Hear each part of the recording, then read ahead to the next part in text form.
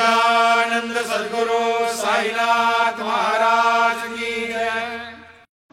ஓம் சாய்ராம். ஸ்ரீ சாய் சச்சரிதம் ஓவிகள் கருத்துரை அத்தியாயம் 33 உதி பிரபாவம். ஸ்ரீ கணேசனை வணங்குகின்றேன். அறிவை அளிப்பவளான அன்னை ஸ்ரீ சரஸ்வதி தேவியை வணங்குகின்றேன். ஸ்ரீ குருதேவரை வணங்குகின்றேன். ஸ்ரீ குலதேவதையை வணங்குகின்றேன். சீதா ராமச்சந்திரனை வணங்குகின்றேன். ஸ்ரீ சத்குரு சாய்நாத் மகாராஜை வணங்குகின்றேன். ஆனால் ஒருவேளை அவருக்கு பாபாவின் வழக்கம் தெரிந்திருக்க வாய்ப்பில்லை. வெறும் வயிற்றிலே எந்த வேலையையும் செய்ய வெளியே செல்லாதீர்கள். முதலில் உங்கள் ஆன்மாவை திருப்திப்படுத்த உணவை சாப்பிட்டுவிட்டு பின்னரே தேடலுக்கு வெளியே செல்லுங்கள். பாபாவின் இந்த இயல்புடைய கதையையும் அந்த கதையினுடைய உண்மையான சாராம்சமும் ஏற்கனவே அத்தியாயம் 32 விவரிக்கப்பட்டுள்ளது. கேட்போர் ஏற்கனவே அந்த அத்தியாயத்தை அறிந்திருக்கின்றார்கள். எனவே அதை இங்கே மீண்டும் சொல்ல மாட்டோம். குரு மகிமை என்ற 32வது அத்தியாயத்திலே சாய் பகவானே தனது குருவின் மகிமையையும் கருணையையும் விவரித்துள்ளார். அதே அத்தியாயத்திலே பாபா உணவினுடைய சுப சகுனத்தின் முக்கியத்துவத்தையும் விளக்கியுள்ளார்.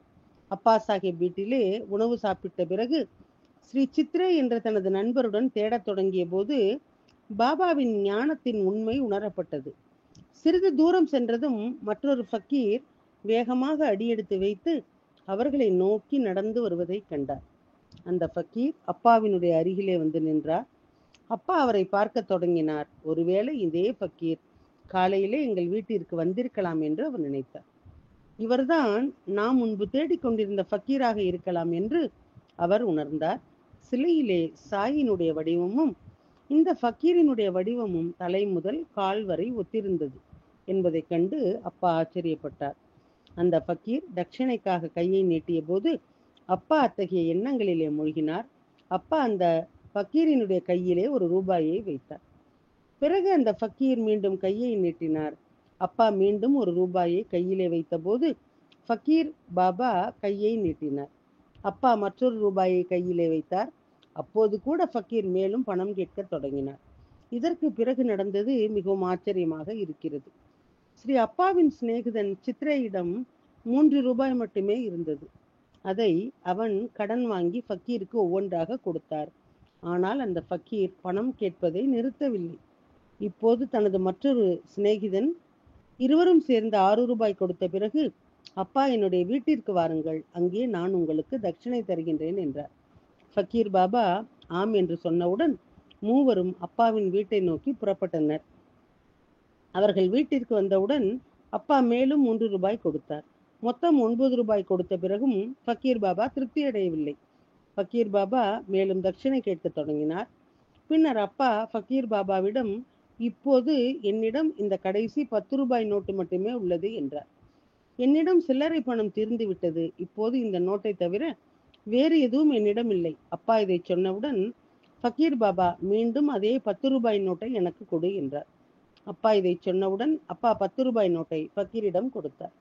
10 ரூபாய் நோட்டு ஃபக்கீருடைய கையிலே வந்தவுடன் அவர் முன்பு கொடுத்த 9 ரூபாயை திருப்பி கொடுத்துவிட்டு அவர் வந்த வழியே திரும்பி சென்றார். இந்த கதையின் பொருள் என்னவென்றால், பக்தன் என்ன செய்ய விரும்புகிறானோ அதையே பகவான் சாயி அவரை செய்ய வைக்கின்றார். பக்தர்களின் விருப்பங்களை நிறைவேற்றுவதே சாயினுடைய முக்கிய நோக்கம். குறிப்பு: இந்த முழு கதையிலிருந்து நாம் பெரும் அர்த்தத்தை பற்றி சிந்திக்க வேண்டியது அவசியம். சாய் பகவானின் ஒவ்வொரு செயலிலும் ஒரு மர்மமான, ஆழமான, நுட்பமான அர்த்தம் உள்ளது. இதுவரையிலான கதைகளில் இருந்து இதை நாம் அறிந்திருக்கின்றோம். பக்தர்கள் பக்தியுடன் எடுத்த தீர்மானத்தை நிறைவேற்ற பாபா இந்த கதையை நிகழ்த்தியுள்ளார் என்பது உண்மைதான். ஆனால் அதனுடன் அதில் மற்றொரு ஆழமான உண்மையும் இருக்கிறது. ஸ்ரீ அப்பா சாஹிப் குல்கர்னி 10 ரூபாய் கொடுக்க விருப்பம் தெரிவித்தார். அந்த நேரத்திலே அப்பாவுக்கு மாதம் 40 ரூபாய் சம்பளம் மட்டுமே கிடைத்தது.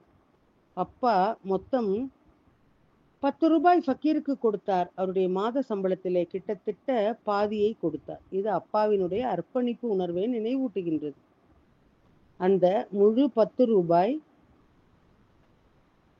நோட்டும் 5 செயல் உறுப்புகள் மற்றும் 5 அறிவு உறுப்புகளினுடைய சின்னமாகும்.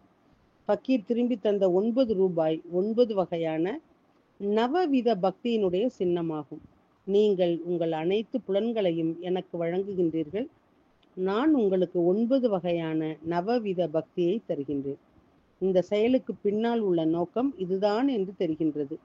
அப்பா இந்த 10 ரூபாய் கொடுத்த பிறகு அப்பாவின் சம்பளமும் அதிகாரமும் 10 மடங்கு அதிகரித்துள்ளது.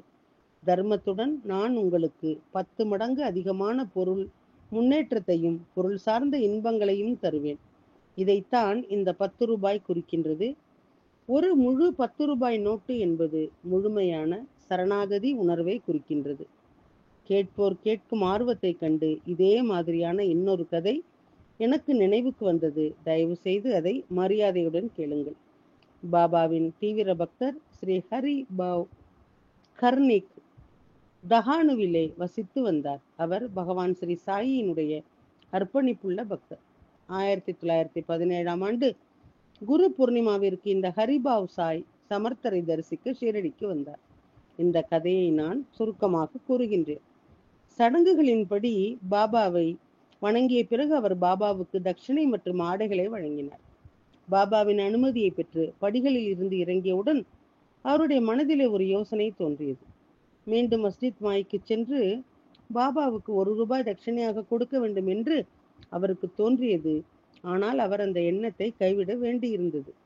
ஹரிபாவ் தட்சிணை வழங்க தயாரான போது ஹரிபாவை பாபாவினுடைய தரிசனத்திற்கு அழைத்து சென்ற ஸ்ரீ மாதவ்ராவ் அவருக்கு அனுமதி வழங்கப்பட்டவுடன் அவர் முன்னோக்கி செல்ல வேண்டும், திரும்பி வரக்கூடாது என்று அவருக்கு சமிக்கையை செய்தார். ஸ்ரீ மாதவ்ராவ் கொடுத்த சமிக்கையை நம்பி ஸ்ரீ ஹரிபாவ் முன்னோக்கி சென்று தனது நண்பர்கள் மற்றும் குடும்பத்தினருடன் நாசிக் நகரத்தை அடைந்தார். காலாராம் கோவிலிலே தரிசனம் செய்ய நாசிக் சென்றபோது திடீரென்று பிரபல துறவி ஸ்ரீ நரசிம்ம மகாராஜை சந்திக்கும் வாய்ப்பு அவருக்கு கிடைத்தது. ஸ்ரீ நரசிம்ம மகாராஜ் பக்தர்களால் சூழப்பட்டார். ஆனால் அவர் திடீரென்று ஹரிபாவ் கார்னிக் முன் வந்து தனது மணிக்கட்டை பிடித்து கொண்டு எனது 1 ரூபாயை கொடுங்கள் என்றார். நரசிம்ம மகாராஜின் இந்த திடீர் செயலை கண்டு ஹரிபாவ் மிகவும் ஆச்சரியப்பட்டார். அவர் உடனடியாக அந்த 1 ரூபாயை மகாராஜுக்கு வழங்கினார். சாய்நாத் மகாராஜ் எங்கள் இதயத்தின் அனைத்து விருப்பங்களையும் எவ்வாறு நிறைவேற்றுகின்றார் என்பதையும் எனது 1 ரூபாய் நன்கொடை விருப்பத்தை அவர் எவ்வாறு நிறைவேற்றினார் என்பதையும் கண்டு அவர் ஆச்சரியப்பட்டார். சாய் நேரடியாக அதை ஏற்றுக்கொள்ளவில்லை என்றாலும் வேறொரு துறவி மூலம் தானம் செய்யும் போது அவரது விருப்பத்தை நிறைவேற்றினார். நம் மனம் என்பது தீர்மானங்கள் மற்றும் விருப்பங்களின் களஞ்சியம். பல்வேறு வகையான எண்ணங்களினுடைய அலைகள் மனதிலே எழும்பிக் கொண்டே இருக்கும். ஒரு கணம் 1 அல்லது 2 நல்ல எண்ணங்கள் நினைவுக்கு வருகின்றன. அடுத்த கணமே மற்ற அலைகள் மனதிலே எழத் தொடங்குகின்றன. ஆரம்பத்திலே மனதிலே வரும் எண்ணங்கள் நல்ல எண்ணங்களாக இருந்தால் அவற்றை நிறைவு செய்வது நன்மை பயக்கும். அந்த எண்ணங்களுக்கு ஏற்ப உங்களை திரும்ப திரும்ப சொல்லி நடந்து கொள்ளுங்கள். அந்த எண்ணங்களை பற்றி தொடர்ந்து சிந்தித்துக் கொண்டே இருங்கள். கடினமாக முயற்சி செய்து அந்த நல்ல எண்ணங்களை பின்பற்றி செயல்படுங்கள். நான் இங்கே இருந்திருந்தால் நான் 10 ரூபாய் கொடுத்திருப்பேன். அப்பா சாஹேப் இதை சொன்னார்.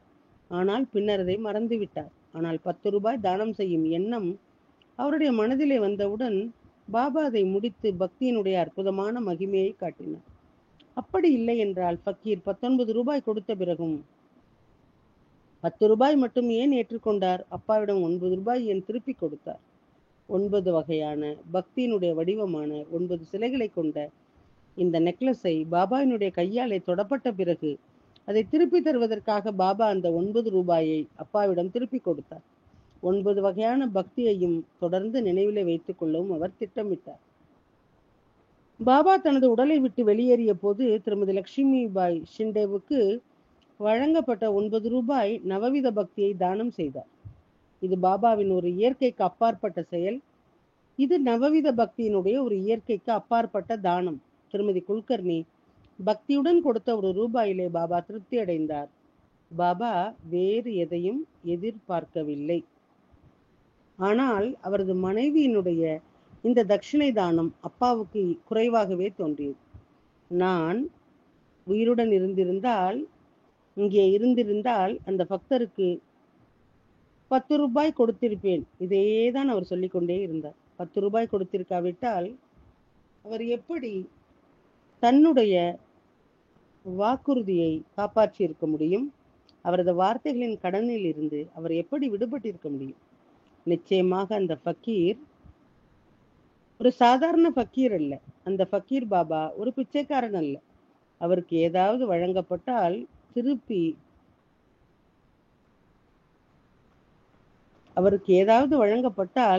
திருப்பி அதை தருவார். அப்பா தீர்மானம் செய்து ஒரு நாள் கூட ஆகவில்லை, அவர் பேசிய நாள் ஃபக்கீர் திரும்பி வந்தார்.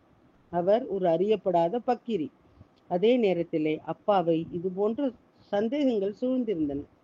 ஆரம்பத்திலே பணம் கேட்கும்போது பாபா தன்னிடம் இருந்த 6 ரூபாயை விடவில்லை. அவர் உடனடியாக முழு 6 ரூபாயை கொடுக்கவில்லை. ஆனால் ஒரே நேரத்திலே 1 ரூபாயை கொடுத்து கொண்டே இருந்தார். பாபாவுக்கு அப்பா மீது அபரிமிதமான அன்பு இல்லை என்றால் அவர் ஒரு ஃபக்கீரி வேடத்திலே வந்திருப்பாரா? தட்சிணை கேட்பதற்கான காரணத்தை அவர் சொல்லாவிட்டால் அப்பா தனக்கு கிடைக்கும் அனுபவத்தை எப்படி அனுபவித்திருப்பார்? இந்த லீலையிலே அப்பா ஒரு கருவி மட்டுமே. அப்பா நம் பிரதிநிதி. ஆரம்பத்திலே பேசிவிட்டு பின்னர் சூழ்நிலைக்கு ஏற்ப அதை புறக்கணிப்பது, அதாவது முதலிலே பேசி அதன்படி செய்யாமல் தள்ளி போடுவது நம்முடைய நடத்தையும் இப்படிதான். நாம் அனைவரும் விரைவாக பேசுவதிலே, உறுதிமொழிகள் கொடுப்பதிலே திறமையானவர்கள். ஆனால் சொன்ன அளவு தானம் செய்ய வேண்டிய நேரம் வரும்போது மனதிலே பல சந்தேகங்களும் தயக்கங்களும் எழத் தொடங்குகின்றன. தானம் செய்யும் போது நம்முடைய மனம் மேலும் கீழும் ஊசலாடி கொண்டே இருக்கின்றது. மனதின் நிலைத்தன்மை தொந்தரவு செய்யப்பட்டு ஒரு இக்கட்டான நிலை எழுகின்றது. நாம் ஒருபோதும் உறுதியான மனதுடன் எந்த ஒரு முடிவையும் எடுப்பது கிடையாது. இருப்பினும் தேவைப்படும் போது மட்டுமே குறைவாக பேசுவது போல நடந்து கொள்ளும் ஹரியினுடைய மகன்கள் ஒரு சிலரே அத்தகையவர்கள் மிக குறைவு. நிபந்தனையற்ற பக்தியுடன் பாபாவிடம் பக்தி செய்யும் பக்தனுக்கு உலக இன்பம், செல்வம் அல்லது இறுதி ஆன்மீக மகிழ்ச்சியின் மீதான பற்று என எதுவாக இருந்தாலும் பகவான் சாயி விரும்பிய அனைத்து பலன்களையும் வழங்குகின்றார். ஸ்ரீ அப்பா சாஹிப் குல்கர்னி ஆங்கிலத்திலே உயர்கல்வி கற்றவராகவும் புத்திசாலித்தனமான இல்லத்தரசராகவும் இருந்திருக்கலாம். ஆனால் ஆரம்பத்திலே அவர் அரசாங்கத்திடமிருந்து 40 ரூபாய் மட்டுமே சம்பளமாக பெற்றார். அதன் பிறகு பாபாவின் சிலை கோவிலுக்கு வந்ததிலிருந்து அவரது சம்பளம் பல மடங்கு அதிகரித்தது. 1 ரூபாயினுடைய 10 மடங்கு என்பது பாபாவுக்கு 10 ரூபாய் தட்சிணை வழங்கப்பட்டவுடன் பாபா 10 மடங்கு சக்தி, செல்வம் மற்றும் செழிப்பு ஆகியவற்றை கொடுத்தார். பாபா இந்த அனுபவத்தை அனைவருக்கும் உடனடியாக சொன்னார். இது பாபாவினுடைய அமானுஷ்ய சக்தி. இதை தவிர பாபாவின் மீது தொடர்ந்து நம்பிக்கை அதிகரிப்பதன் மூலம் ஆன்மீக தரிசனம் கிடைக்கின்றது. இது ஒரு சாதாரண விஷயமா? பாபாவின் அமானுஷ்ய செயல் அப்படித்தான். வந்த பிறகு அப்பா சாஹேப் ஃபக்கீர் கொடுத்த பாக்கெட்டை கேட்டார். அதை திறந்து பார்த்தபோது அது ஒரு உதி பாக்கெட் என்று கண்டார். அந்த பொட்டலத்திலே உதியுடன் பூக்கள் மற்றும் அரிசியும் இருந்தன. ஸ்ரீ அப்பா சாஹேப் அந்த உதி, பூக்கள் மற்றும் அரிசியால் ஆன ஒரு தாயத்தை எடுத்து தனது கையிலே கட்டி கொண்டார். சிறிது நேரத்திற்கு பிறகு பாபாவினுடைய நேரடி தரிசனம் கிடைத்தது. பின்னர் பாபா தனது சொந்த கைகளால் தனது முடிகளில் ஒன்றை அவருக்கு கொடுத்தார். அவர் அந்த முடியை தனது கையில் உள்ள தாயத்திலே வைத்து பிறகு கட்டி கொண்டார். பாபாவின் உதியின் மகிமை அசாதாரணமானது. உதியும் சங்கரரின் அலங்காரம் ஆகும். பக்தியுடன் அதை நெற்றியிலே பூசும் பக்தர்களின் அனைத்து துன்பங்களும் மிக விரைவாக அழிக்கப்படும். காலையிலே குளித்து தன்னை தூய்மைப்படுத்தி கொண்ட பிறகு இந்த உதியை நெற்றியிலே பூசிக்கொண்டு பாபாவின் பாத தீர்த்தத்தை உட்கொள்பவரின் வாழ்க்கை தூய்மையாகவும் புனிதமாகவும் மாறும். இது தவிர இந்த உதியை நம்பிக்கையுடன் பூசிக்கொள்வதன் மூலம் ஒருவர் நீண்ட ஆயுளை அடைகின்றார். நமது எல்லையற்ற பாவங்கள் எரிந்து அழிக்கப்பட்டு ஒருவர் என்றென்றும் மகிழ்ச்சி மற்றும் அமைதி, திருப்தியை அடைகின்றார். அப்பாவுக்காக பாபா சாய் லீலையின் வடிவத்திலே அத்தகைய இனிமையான கதையை உருவாக்கினார். இந்த கதையிலே நாங்கள் விருந்தினர்களை பார்க்க வருகின்றோம். இந்த கதையின் வரிசையிலே அப்பாவுடன் அமர்ந்து நாங்கள் விரும்பிய அளவுக்கு சாப்பிட்டோம். சாயினுடைய சமையல் அறையிலும் விருந்தினர் மாளிகையிலும் உணவை அனுபவிக்கும் போது உலக வேறுபாடு அல்லது வரிசை இல்லை. அனைவரும் ஒரே மாதிரியாக நடத்தப்படுகின்றார்கள். அனைவருக்கும் ஒரே உணவு கிடைக்கின்றது. அனைவரும் இந்த விருந்தோம்பலிலே திருப்தி அடையுங்கள். ஹேமத்பந்த் சாயினுடைய பாதங்களிலே முழுமையாக அடைக்கலம் அடைகின்றார். இப்போது இந்த கதையை இங்கே முடிக்கின்றோம். அடுத்த அத்தியாயத்திலே உதியினுடைய மகத்துவத்தை பற்றிய இன்னும் சில கதைகள் சொல்லப்படும். உதி தடவுதல், சாய் தரிசனம், எலும்பு காயம் குணப்படுதல், ஒரு பக்தரினுடைய நோய், பிளேக்கு காய்ச்சலிருந்து நிவாரணம் போன்ற பல கதைகள் இருக்கும். நீங்கள் அவற்றை அன்புடனும் கவனத்துடனும் கேட்குமாறு கேட்டுக்கொள்ளப்படுகின்றீர்கள். துறவிகள் மற்றும் மகான்களுக்கு உத்வேகமாக நேரடி நிலை வந்த ஒரு பக்தரான ஹேமத்பந்த் எழுதிய ஸ்ரீ சாய் சச்சரிதத்தின் 33வது அத்தியாயம் உதி பிரபாவம் இங்கே நிறைவடைகின்றது. ஸ்ரீ சத்குரு சாய்நாத அர்ப்பணமஸ்து. சுபம் பவது. அத்தியாயம் 34 உதியின் மகிமை, ஓவிகள் மற்றும் கருத்துரை அடுத்த தொடரிலே கேட்கலாம். சாயை பணிவோம். சாந்தி நிலவட்டும். ஓம் சாய். श्री सच्चिदानंद सद्गुरु साईनाथ महाराज